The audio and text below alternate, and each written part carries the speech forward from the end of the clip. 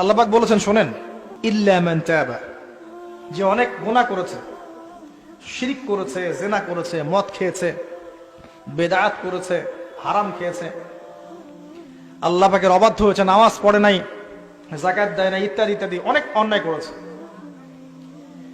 একদিন তওবা করে ফিরে এসেছে। আল্লাহ পাক বলছেন ইল্লা মান তাবা, যে ব্যক্তি তওবা করে ফিরে আসলো, ওয়া আমানা, এবং ঈমান নিয়ে আসলো, ওয়া আমিলা আমালান সালিহান, এবং এখন থেকে সতামল করা শুরু করলো, হোক সে নারী বা পুরুষ, যে কেউ, যে কোনো বয়সের, যে কোনো বর্ণের, যে কোনো ভাষার, যে কোনো দেশের, এগুলো কিচ্ছু যায় আসে না আল্লাহ পাকের। ইন্নাল্লাহা লা ইয়ানজুরু ইলা আজসামিকুম ওয়ালা ইলা সুওয়ারিকুম ওয়ালাকিন ইয়ানজুরু ইলা কুলুবিকুম ওয়া আমালিকুম।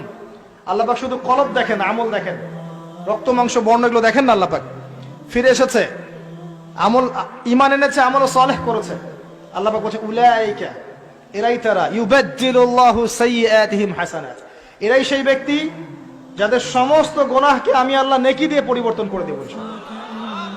আল্লাহ অপেক্ষা করছেন আপনার জন্য। যে কথাটা বলছিলাম, হক দিয়ে দেন, আপনি আপনার হক আল্লাহর কাছে চেয়ে নেন, মানুষকে আপনি সুখী করতে পারবেন না। আল্লাহ পাক অপেক্ষা করছেন আপনার জন্য, আপনি কখন তওবা করে তার দিকে ফিরে আসবেন, দেন আল্লাহ পাক আপনাকে মাফ করে দিবেন ইনশাআল্লাহ।